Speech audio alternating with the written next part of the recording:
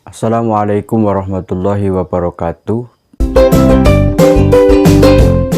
Berbicara tentang NKRI, berbicara tentang Indonesia, berbicara tentang negara kita, tentu kita tidak bisa memisahkan, kita tidak bisa melepaskan begitu saja dari sesuatu yang disebut Pancasila. Pancasila. Pancasila, satu, ketuhanan yang Maha Esa; dua, kemanusiaan yang adil dan beradab; tiga, persatuan Indonesia; empat, kerakyatan yang dipimpin oleh hikmat kebijaksanaan dalam permusyawaratan perwakilan; dan yang kelima, keadilan sosial bagi seluruh rakyat Indonesia. Jadi Pancasila ini merupakan apa ya? Berkaitan dengan Indonesia, Pancasila ini apa ya? Pancasila ini lebih tepatnya dikatakan sebagai dasar ya. Kalau Indonesia ini dikatakan atau kalau Indonesia ini diibaratkan sebuah rumah yang megah. Nah, Pancasila itu merupakan pondasinya, tempat di mana ceker ayamnya itu terpaut gitu ya. Tempat di mana ceker ayamnya dibenamkan, itu namanya pondasi ceker ayam. Karena kalau pondasinya roboh, otomatis rumahnya juga ikut roboh. Kalau misalnya saya tadi menemukan ini ada pohon ya. Kalau negara ini diibaratkan, negara NKRI ini diibaratkan sebuah pohon yang rindang, katakanlah ini pohon yang besar rindang ya. Katakanlah ini pohon yang besar rindang yang mengibaratkan NKRI, Negara Kesatuan Republik Indonesia. Nah, Pancasila itu adalah akarnya yang di sini. Ini akarnya. Ini ya. Akarnya ini. Ini Pancasila adalah akar-akarnya. Pancasila adalah akarnya. Kemudian Undang-Undang Dasar 45 adalah pohonnya, pohon inti yang langsung berhubungan dengan akar. Sementara nanti pemerintahan itu ada di batang-batangnya. Setiap pemerintahan nanti ada tata aturan, tugas, fungsi masing-masing. Satu yang lainnya berbeda. Tugas, fungsi, aturan, dan lain sebagainya. Tugas, fungsi, aturan berbeda-beda satu sama lain, tapi saling berkaitan, artinya bersumber dari satu pokok yang sama gitu ya. Presiden urusannya eksekutif, DPR urusannya legislatif, kemudian Mahkamah Agung kehakiman, Mahkamah Konstitusi urusannya yudikatif, seperti itu.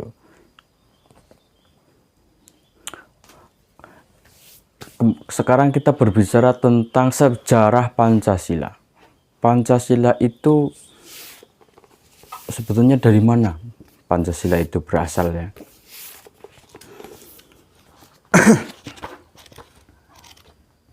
Dulu Indonesia dijajah oleh negara asing, negara Belanda selama lebih dari 30 tahun.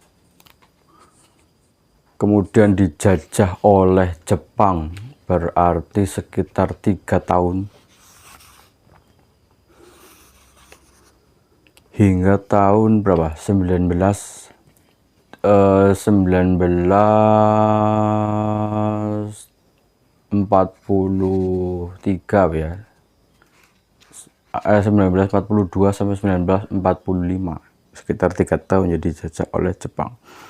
Pada waktu itu Jepang itu sudah memang di atas sana, Jepang itu memang sudah letih ya, lelah karena sudah bertahun-tahun perang dengan berbagai negara. Jadi Jepang itu penjajah ulung, termasuk penjajah ulung. Dia sudah sebetulnya di tahun-tahun itu, tahun-tahun 45 Jepang itu sudah mulai kolaps, sudah mulai lemah. Apalagi sekarang di tahun-tahun itu Jepang itu sudah mulai lemah kekuatannya. pada waktu itu Kaisar Jepang itu sudah menjanjikan kemerdekaan. Jadi negara Indonesia ini waktu itu belum Indonesia ya. Jadi lebih enaknya Nusantara lah ya, Nusantara. Pada waktu itu sekitar tahun 1945 awal atau 1944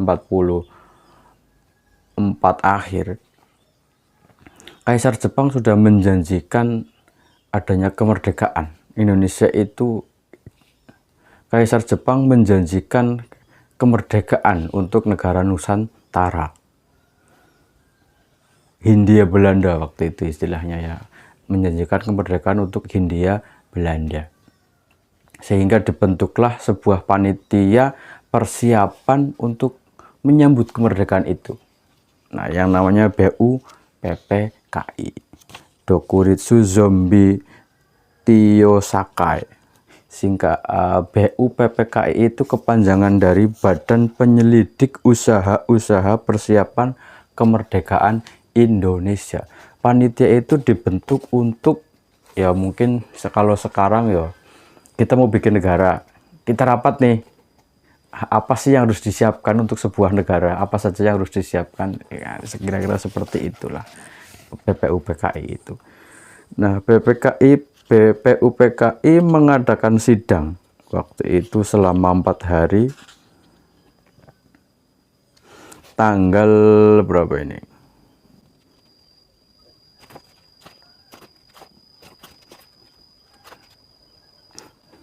Tanggal 29 Mei 1945 hingga 1 Juni 1945. Jadi munculnya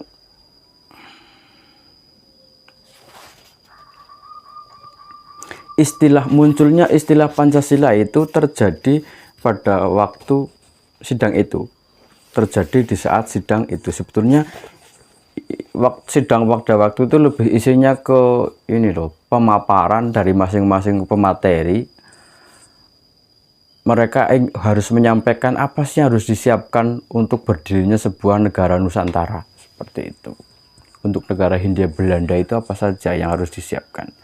Salah satu pembicara adalah ada Muhammad Yamin, ada yang tercatat yang berhasil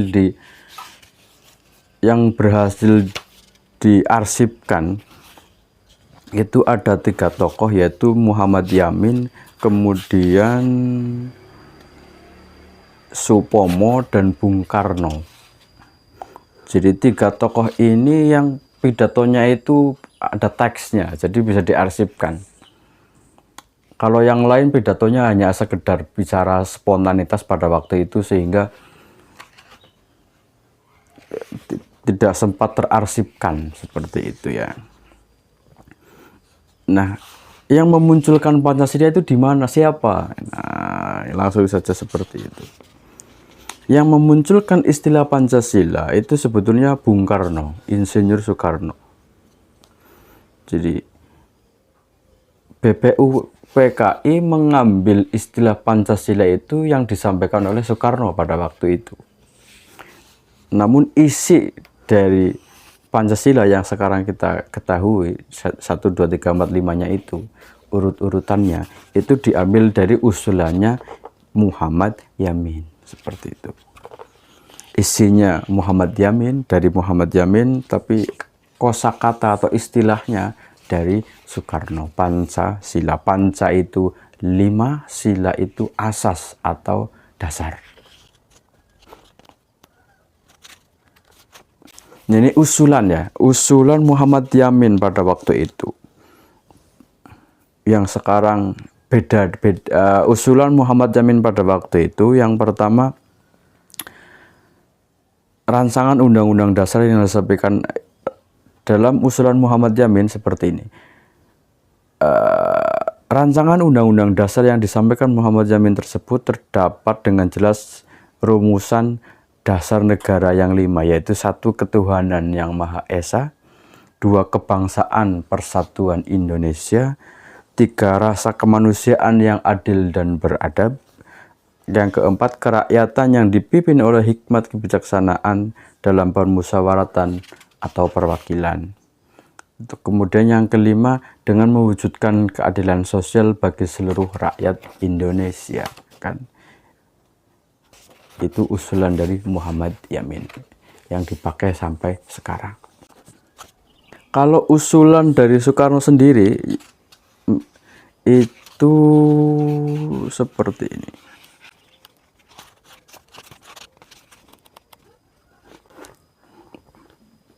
Pada tanggal 1 Juni 1945, Soekarno telah menyampaikan prinsip-prinsip tentang dasar negara. Prinsip-prinsip tersebut antara lain: 1. Kebangsaan Indonesia, 2. Internasionalisme atau perikemanusiaan, 3. Mufakat, perwakilan dan permusyawaratan, 4. Kesejahteraan sosial, dan yang kelima ketuhanan. Itu usulan dari Soekarno seperti itu.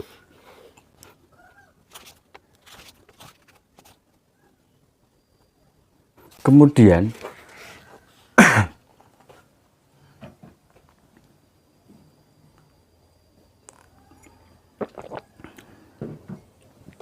pengesahan ya, itu.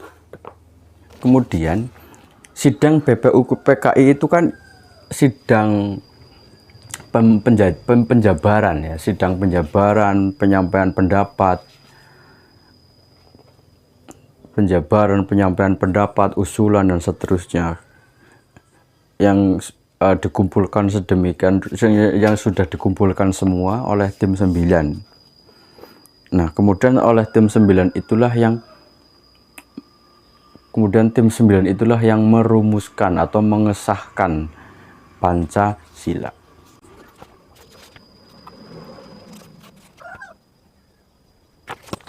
Setelah sidang BPU PKI tersebut, rupanya Jepang itu tidak ada kabar juga.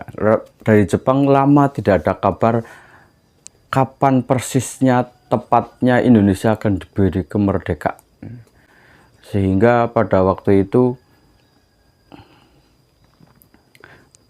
rupanya setelah sidang BPU PKI tersebut selesai, tidak ada juga kabar dari Jepang kapan persisnya Indonesia akan diberi kemerdekaan, hingga tersiarlah satu kabar yang begitu menggemparkan dunia bahwa Jepang itu di dua kotanya, Hiroshima dan Nagasaki, dibom atom atau dibom nuklir oleh tentara sekutu sehingga luluh lantah, dan Jepang kalah dalam perang dunia waktu itu.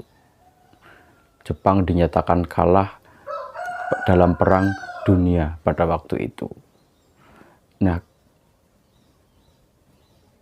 melihat kejadian, mendengar kejadian itu, menyimak kejadian itu, mempelajari kejadian itu, para pendekar atau pejuang Nusantara pada waktu itu melakukan gerakan cepat gitu ya, berpikir cepat, berpikir kritis, terutama para pemuda itu yang kemudian menculik atau mengasingkan atau memaksa Soekarno untuk segera memproklamirkan diri. Kita harus segera memproklamirkan diri sebelum kita dicaplok oleh penjajah yang lain yang menang perang dunia, gitu kan. Jangan sampai Belanda datang lagi, Portugis datang lagi, Inggris, apalagi Inggris datang ke sini. Mari kita segera proklamirkan kemerdekaan. Pada waktu itu Soekarno dan Bung Karno dan Bung Hatta diculik di Rengas Dengklok, kemudian di sana merumuskan teks proklamasi. Kami bangsa Indonesia menyatakan dengan ini kemerdekaannya. Hal-hal yang mengenai pemindahan kekuasaan dan lain-lain diselenggarakan dengan cara seksama dalam tempo yang sesingkat-singkatnya. Seperti itu kurang lebih ya. Itu diumumkan di depan ribuan orang waktu itu. Luar biasa sekali. Dan konon yang menarik ini, pada waktu itu kan belum tersebar, belum ada HP, belum ada radio ya. Radio masih jarang. Belum, iya, sudah ada radio, sudah ada. Jadi, tapi belum sempat, pada waktu itu saking euforianya, saking gembiranya, itu tidak sempat jadi teks mereka itu lupa merekam peristiwa atau momen Bung Karno mengucapkan proklamasi itu. Jadi konon menurut cerita rekaman proklamasi yang datang atau yang sampai di kita sampai hari ini, yang kita dengar hari ini itu rekaman ulang. Jadi Soekarno diminta oleh waktu itu siapa ya yang punya radio itu, oleh punya radio RRI Pak ya, yang jadi oleh punya radio waktu itu kan, oleh wartawan waktu itu, Soekarno diminta untuk merekam ulang